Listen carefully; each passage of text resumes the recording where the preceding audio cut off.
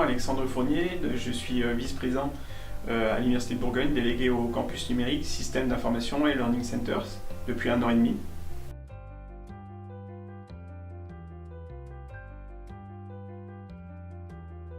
Effectivement, on est en train de travailler sur un schéma directeur du handicap qui est porté par le chargé de mission du handicap, Éric Cormery, avec une validation du président de l'université bien sûr.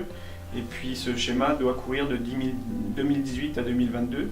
Et effectivement, la direction du numérique, la pédagogie numérique et la ressource interviennent beaucoup sur ce schéma directeur avec la question de la robotique de téléprésence et l'utilisation dans le cadre du handicap.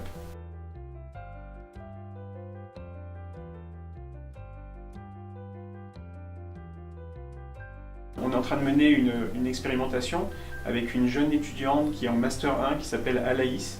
Et on lui a dévolu l'utilisation d'un robot. Évidemment, il y a tout un accompagnement autour avec l'équipe de la pédagogie numérique, et notamment Bruno Lapetite, notre ingénieur qui s'occupe de ce projet, avec moi.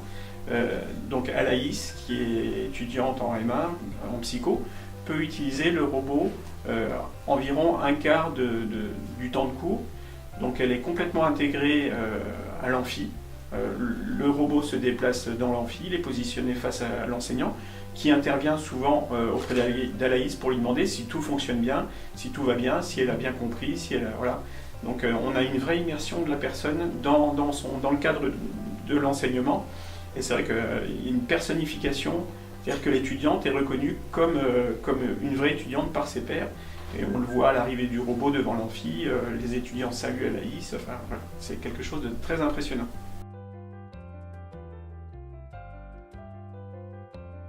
Dans le cadre du schéma directeur du numérique qu'on rédige en même temps également, on a plusieurs expérimentations menées. Donc on a notamment l'orientation active, quelque chose de très agréable aussi. Ça permet, par exemple, lors des journées portes ouvertes, de permettre à des classes entières de lycée de visiter des labos ou de visiter même certains endroits précis de l'université grâce au robot de téléprésence. Et du coup, c'est leur enseignant qui pilote le robot, les étudiants, les lycéens interviennent, posent des questions. Enfin, il y a une vraie interactivité qui permet, d'un point de vue économique, de permettre à des classes de ne pas se déplacer et d'avoir en fait une visite particulière d'un lieu précis sur l'université.